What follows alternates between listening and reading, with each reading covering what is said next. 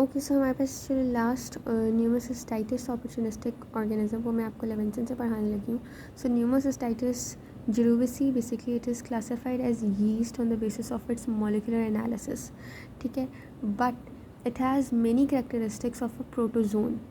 ठीक है, इसलिए कुछ लोग इसे अभी अनक्लासिफाइड ऑर्गेनिज्म ही समझते हैं और इसको माइकोलॉजी में जो है वो यानी जो आपके माइकोसिस हैं उनके अंदर इंक्लूड नहीं करते. ठीक है, बट स्टिल अगर हम इसे अपॉर्चुनिस्टिक माइकोसिस के अंदर स्टडी करेंगे तो इसकी कुछ इस तरह से प्रॉपर्टीज़ होंगी. लाइक ह्यूमन में जो स्पीशीज़ हमारे पास न्यूमोसिस्टाइटिस कॉज करेगी दैट वुड बी न्यूमोसिस्टाइटिस जिरूविसी. ठीक है, और जो रैट स्पीशीज़ होंगी उनको हम कहेंगे न्यूमोसिस्टाइटिस कैरिनी. ठीक है, अब इसको हम किस तरह से यानी ये हमारे अंदर ट्रांसमिट होगा बाय द इनहेलेशनल रूट. ठीक है, एयरबॉर्न ऑर्गेनिज़म्स के ज़रिए हम इनहेल करेंगे और वो हमारी लंग्स में जाएंगे. ठीक है, जिसकी वजह से इन्फ्लेमेटरी एक्सुडेट जो है वो बनेगा और उसमें मोस्टली इन्फ्लेमेटरी एक्सुडेट में आपको प्लाज्मा सेल्स नज़र आएंगे. ठीक है, वहाँ पे ऑक्सीजन एक्सचेंज जो है वो कम हो जाएगी, डिस्पनिया होगा. ठीक है, आपके जो CD4 पॉजिटिव टी लिम्फोसाइट्स हैं उनका नंबर कम हो जाएगा और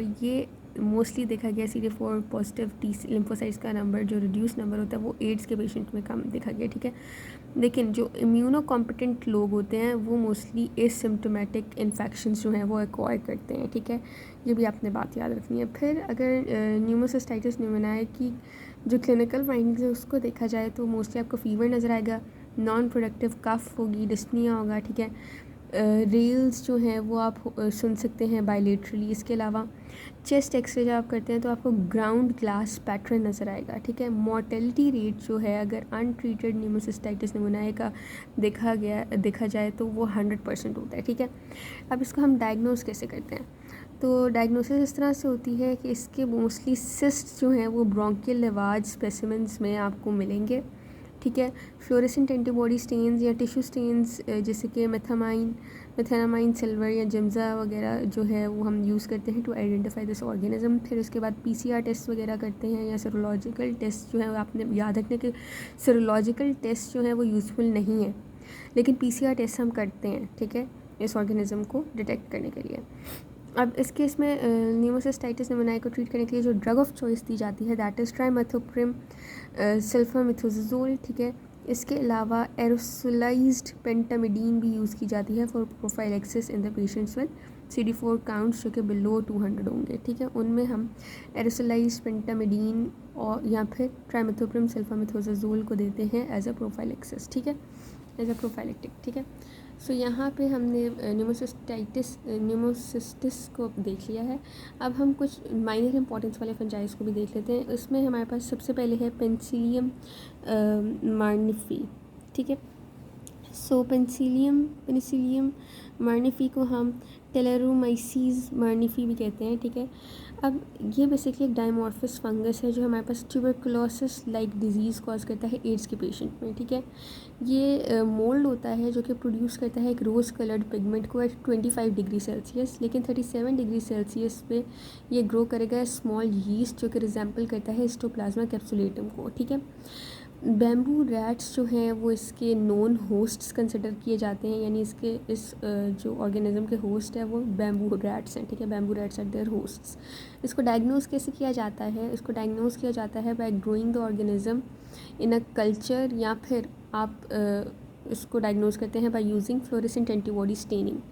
ट्रीट हम इस तरह से करते हैं कि हम एम्फोटेरिसिन B देते हैं फॉर 2 वीक्स और उसके बाद फिर हम ऑरल इट्राकोनाजोल देते हैं फॉर 10 वीक्स. ठीक है, रिलैप्सेस को प्रिवेंट करने के लिए अगर प्रोलॉन्ग्ड एडमिनिस्ट्रेशन कर रहे हैं ऑरल इट्राकोनाजोल का तो रिलैप्सेस जो है उसको हम प्रिवेंट कर सकते हैं. ठीक है, उसके बाद नेक्स्ट ऑर्गेनिज्म है स्यूडेलिस्चेरिया बॉयडी और स्कीडोस्पोरियम एपियोस्पर्मम. ठीक है, स्यूडेलिस्चेरी बॉयडी और स्कीडोस्पोरियम एपियोस्पर्मम पहले हम ये फर्स्ट वाला ऑर्गेनिज्म देखते हैं, दैट इज़ स्यूडोलिस्टेरिया बॉयडी। स्यूडोलिस्टेरिया बॉयडी बेसिकली एक मोल्ड है और ये डिजीज़ कॉज करता है इम्यूनो कॉम्प्रोमाइज पेशेंट्स में, ठीक है।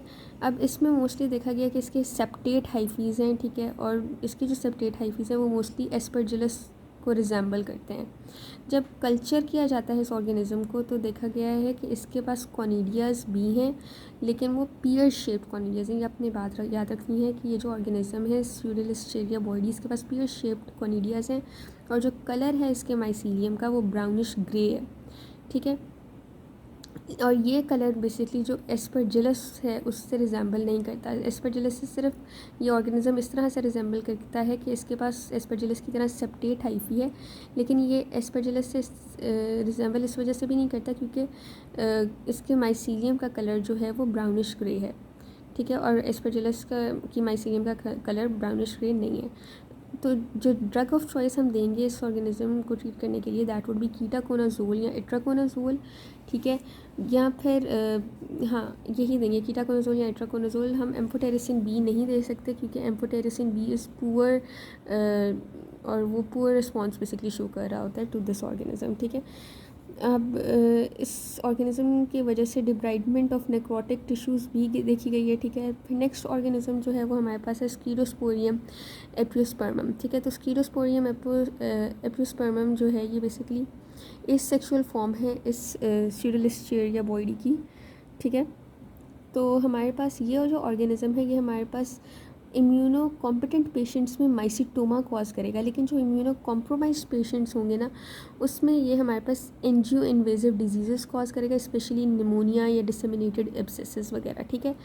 अब इसको डायग्नोस हम किस तरह से करते हैं या इसकी लैब डायग्नोसिस जब हम करते हैं तो उसमें हमें क्या नज़र आता है, उसमें हमें नज़र आता है कि इस स्कीरोस्पोरियम एप्रियोस्पर्मम के पास सेप्टेट हाइफीज़ हैं जो कि आपको टिश्यूज़ में नज़र आएंगे, ठीक है, और कलरलेस मोल्ड कॉलोनीज़ ये ऑर्गेनिज़म फॉर्म करता है ऑन फंगल मीडिया, ठीक है। ये ऑर्गेनिज़म रेजिस्टेंट होता है to all the currently used antifungal drugs और इसका मोर्टेलिटी रेट जो इम्यूनो कॉम्प्रोमाइज पेशेंट्स स्पेशली जिनमें डिसेमिनेटेड डिजीज़ होती हैं उनमें मोर्टेलिटी रेट 85 से 100% तक होता है, ठीक है। नेक्स्ट हमारे पास ऑर्गेनिज़म है माइनर आपके फंजाइज में, वो है फ्यूजेरियम सोलेनी। फ्यूजेरियम सोलेनी बेसिकली एक मोल्ड है और ये हमारे पास डिजीज़ कॉज करता है न्यूट्रोपेनिक पेशेंट्स में। इसमें हमारे पास फीवर और स्किन लेजन्स नज़र आती हैं मोस्टली, ठीक है। इस ऑर्गेनिज़म के पास सेप्टेट हाइफी होता है जो कि इन्वेड कर जाता है ब्लड वेसल्स में।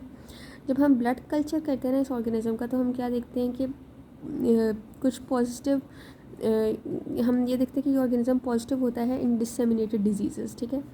This organism is considered positive in disseminated disease जब इससे हम ब्लड कल्चर करते हैं, ठीक है। और कल्चर पे हमें इसके अलावा और ये नज़र आता है कि इस ऑर्गेनिज़म के पास कुछ बनाना शेप कॉनिडिया होते हैं, ठीक है।